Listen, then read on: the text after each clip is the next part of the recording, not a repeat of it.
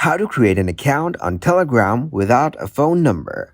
Hello everyone. In this video, I will show you how to create an account on Telegram without a phone number. First of all, open up the Telegram app. Then it will ask you to enter your phone number to create your account. Now because you don't have a phone number, so open up the web browser and search here free virtual number for SMS. Then scroll down and open up the Receive SMS online site. Once you get into the site, you can see different countries' numbers here. Tap to open the number of any country from here. Then scroll down and choose the number from the list. Or you can choose the different states, then copy its number from here. After copying the number, go back to Telegram and paste it in here. Then click to continue.